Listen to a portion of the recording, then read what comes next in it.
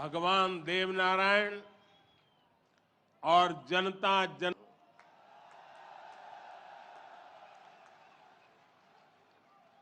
देश भर से यहां पधारे सभी श्रद्धालुओं की भांति मैं भगवान देवनारायण से अनवरत राष्ट्र सेवा के लिए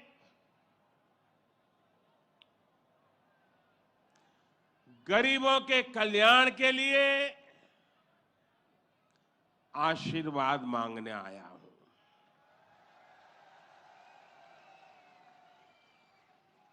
साथियों, ये भगवान देवनारायण का 1111वां अवतरण दिवस है। सप्ताह भर से यहां इससे जुड़े समारोह चल रहे हैं। जितना बड़ा ये अवसर है, उतनी ही भव्यता, उतनी दिव्यता, उतनी ही बड़ी भागीदारी गुर्जर समाज ने सुनिश्चित की है। इसके लिए मैं आप सभी को बधाई देता हूं। समाज के प्रत्येक व्यक्ति के प्रयास की सराहना करता हूं। भाइयों और बहनों, भारत के हम लोग हजारों वर्षों पुराने अपने इतिहास, अपनी सभ्यता, अपनी संस्कृति पर गर्व करते हैं। दुनिया की अनेक सभ्यताएं समय के साथ समाप्त हो गई। परिवर्तनों के साथ खुद को ढाल नहीं पाई। भारत को भी भौगोलिक, सांस्कृतिक, सामाजिक और वैचारिक रूप से तोड़ने के बहुत प्रयास हुए, लेकिन भारत को कोई भी ताकत समाप्त नहीं कर पाई। भारत सिर्फ एक भूभाग नहीं है, बल्कि हमारी सभ्यता की, संस्कृति की, सद्भावना की, संभावना की एक अभिव्यक्ति है। इसलिए आज भारत अपने वैभवशाली भविष्य की नींव रख रहा है।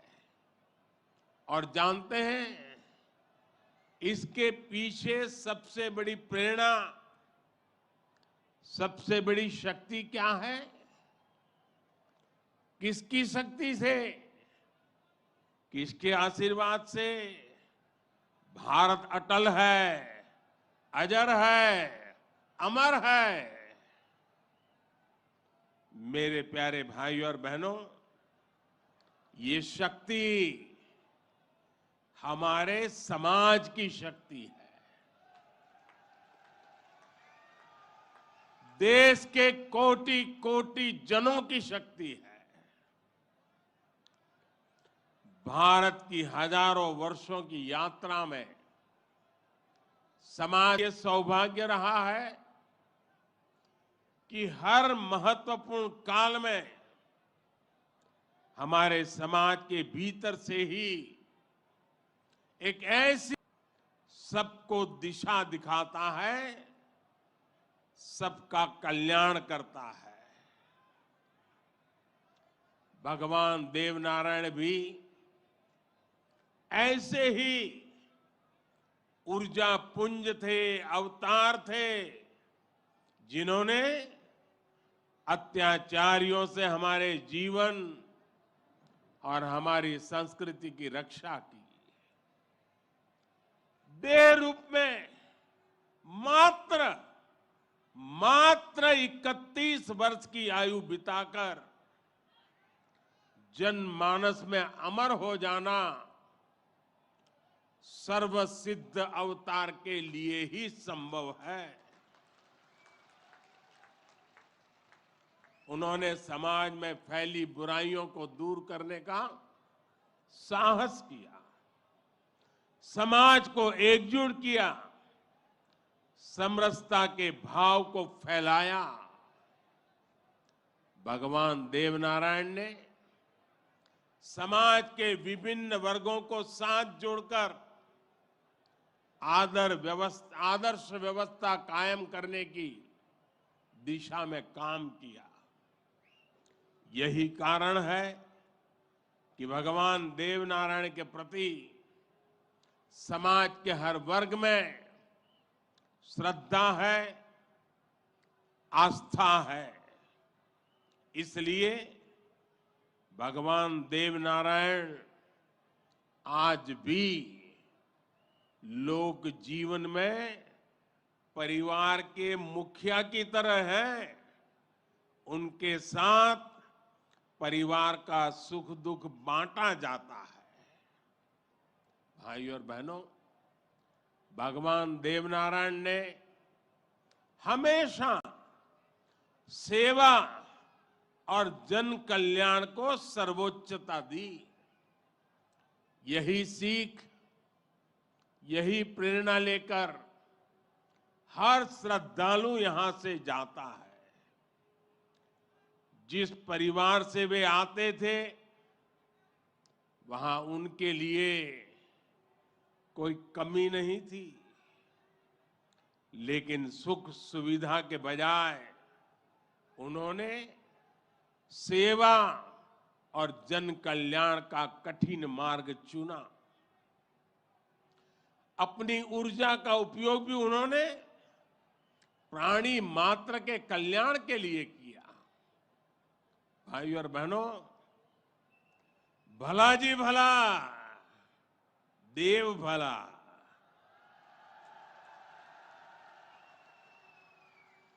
भला जी भला, देव भला। इसी उद्घोष में भले की कामना है, कल्याण की कामना है। भगवान देवनारायण ने जो रास्ता दिखाया है, वो सबके साथ से सबके विकास का है। आज देश इसी रास्ते पर चल रहा है। बीते 8-9 वर्षों से देश समाज के हर उस वर्ग को सशक्त करने का प्रयास कर रहा है जो उपेक्षित रहा है, वंचित रहा है। वंचितों को वरीयता, इस मंत्र को लेकर के हम चल रहे हैं। आप याद करिए,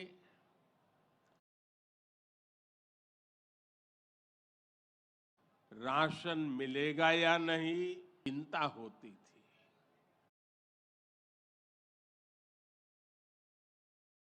आज हर लाभार्थी को पूरा राशन मिल रहा है, मुफ्त मिल रहा है।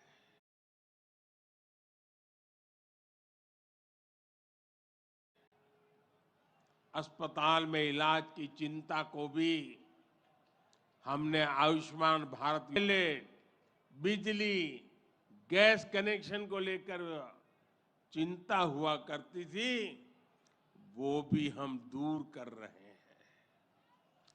बैंक से लेन देन भी कभी बहुत ही कम लोगों के नसीब होती थी। आज देश में सभी के लिए बैंक के दरवाजे खुल गए हैं। साथियों, पानी का क्या महत्व होता है, ये राजस्थान से भला बेहतर कौन जान सकता है। लेकिन आजादी के अनेक दशकों बाद भी देश के सिर्फ 3 करोड़ परिवारों तक ही नल से जल की सुविधा थी। 16 करोड़ से ज्यादा ग्रामीण परिवारों को पानी के लिए संघर्ष करना पड़ता था। बीते 3.5 वर्षों के भीतर देश में जो प्रयास हुए हैं, उसकी वजह से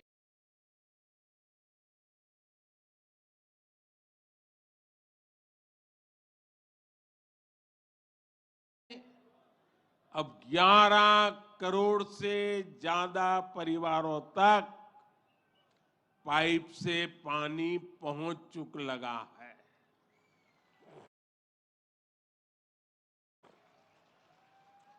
देश में किसानों के खेत तक पानी पहुंचाने के लिए भी बहुत व्यापक काम देश में हो रहा है। सिंचाई की पारंपरिक योजनाओं का विस्तार हो या फिर नई तकनीक के सिंचाई, किसान को आज हर संभव मदद दी जा रही है। छोटा किसान जो कभी सरकारी मदद के लिए तरसता था, उसे भी सीधी मदद मिल रही है। यहां राजस्थान में भी किसानों को पीएम किसान सम्मान निधि के तहत 15,000 करोड़ रुपए से अधिक सीधे उनके बैंक खातों में भेजे गए हैं। साथियों, भगवान देवनारायण ने गौ सेवा को समाज सेवा का, समाज के सशक्तिकरण का माध्यम बनाया था। बीते कुछ वर्षों से देश में भी गौ सेवा का ये भाव निरंतर सशक्त हो रहा है। हमारे यहाँ पशुओं में खुर और मुंह की बीमारियां, खुरपका और मुंहपका कितनी बड़ी समस्या थी, ये आप अच्छी तरह जानते हैं। इससे हमारी गायों को, हमारे पशुधन को मुक्ति मिले, इसलिए देश में करोड़ों पशुओं के मुफ्त टीकाकरण का बहुत बड़ा अभियान चल रहा है। देश में पहली बार गौ कल्याण के लिए राष्ट्रीय कामधेनु आयोग बनाया गया है। राष्ट्रीय गोकुल मिशन से वैज्ञानिक तरीकों से पशुपालन को प्रोत्साहित करने पर बल दिया जा रहा है। पशुधन हमारी परंपरा, हमारी आस्था का ही नहीं, बल्कि हमारे ग्रामीण अर्थतंत्र का भी मजबूत हिस्सा है। इसलिए पहली बार पशुपालकों के लिए भी किसान क्रेडिट कार्ड की सुविधा दी गई है।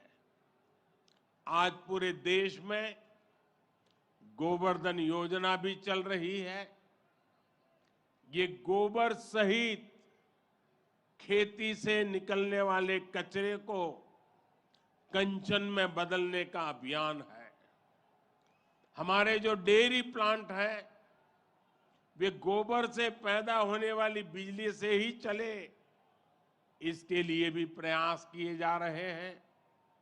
साथियों, पिछले वर्ष स्वतंत्रता दिवस के अवसर पर मैंने लाल किले से पंच प्राणों पर चलने का आग्रह किया था। उद्देश्य यही है कि हम सभी अपनी विरासत पर गर्व करें, गुलामी की मानसिकता से बाहर निकले और देश के लिए अपने कर्तव्यों को याद रखें। वीरों के शौर्य को याद रखना भी इसी संकल्प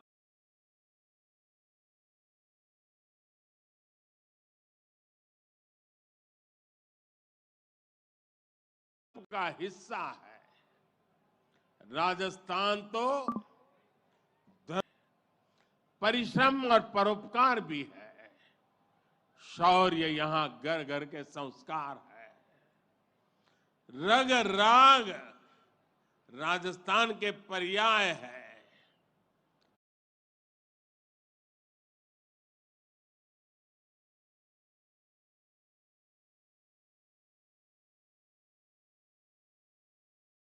उतना ही